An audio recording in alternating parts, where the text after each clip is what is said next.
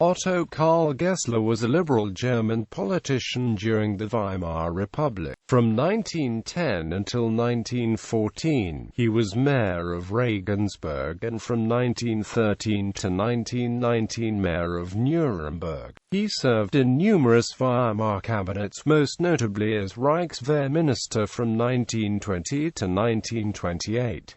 Early life. Otto Karl Gessler was born on 6 February 1875 in Ludwigsburg in the Kingdom of Württemberg as the son of the non-commissioned officer Otto Gessler and his wife Caroline. He finished school in 1894 with the Abitur at the Humanistisches Gymnasium in Dillingen an der Donau. He studied law in Erlangen, Tübingen and Leipzig and received his doctorate there in 1900.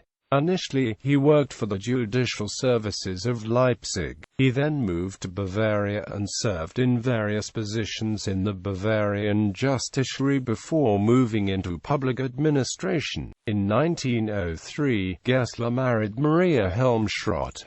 Political career, Empire and Weimar Republic. Gessler was mayor of Regensburg from 1910 to 1914 and Lord Mayor of Nuremberg from 1913 to 1919.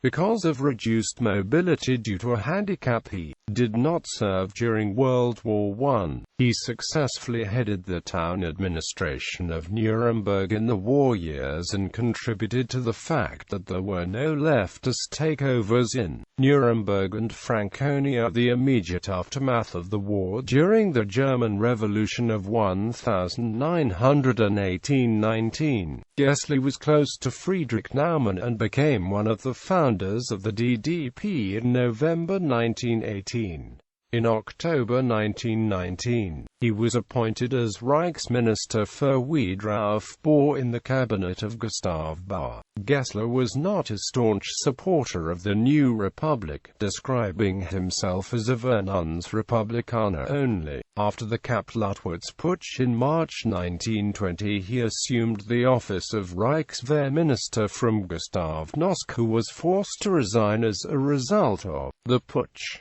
Gessler kept that position for the next 8 years, despite numerous changes of government. As Reichswehrminister, he worked closely with Chef der Heeresleitung Hans von Seeckt in setting up the Reichswehr and turning it into a modern army. Gessler did not see his role in controlling the military but in cooperating with the military command staff, which for its part viewed the Reichswehr's position as an independent and autonomous state within the state. From 1920 to 1924, Gessler was also a member of the Reichstag. In September 1923, the right-wing state government of Bavaria challenged the Reichsregierung in Berlin, resulting in a so-called Reichsexekution against the state. President Friedrich Ebert declared a state of emergency, and as Reichswehrminister, Gessler was vested with executive power. After the Hitler putsch in November, Gessler transferred the power to von Seeckt. He helped in solving the crisis by mediating between Ebert, Chancellor Gustav Stresemann and the military leadership. Later, Gessler created a new office, the Wehrmachtabteilung, directly under the Reichswehrminister, and thereby moved political power from the Heeresleitung to the minister. From October to December 1925, Gessler also served as Provisional Minister of the Interior and in May 1926 was Vice-Chancellor of Germany for a few days. In January 1927, the DDP voted against working with the coalition of the cabinet of Wilhelm Marx. To retain his position as Minister of Defense, Gessler left the party. After the accusation of financial anomalies in his ministry associated with the secret rearmament of the Reichswehr, Gessler was forced to resign. In January 1928,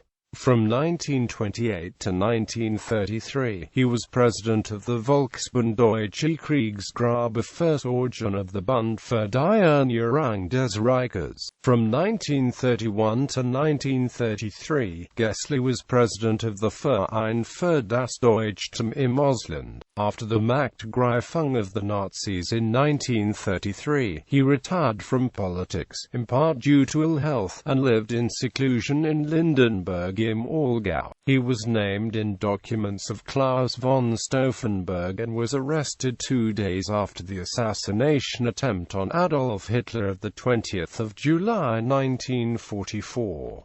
He was detained and tortured at Ravensbrück concentration camp and then held at various Berlin prisons until his release in February 1945. After the end of World War II, Gessler became involved in humanitarian organizations. In 1949, he became president of the Bavaria Red Cross and in 1950 president of the German Red Cross. He was instrumental in the post-war reconstruction of the organization, serving as president until 1952. From 1950 to 1955, Gessler was member of the upper house of the Bavarian Diet.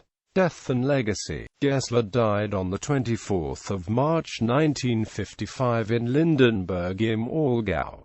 In 1958, his memoirs Reichswehrpolitik in der Weimarer Zeit were published posthumously. The hospital in Lindenberg is named for Gessler.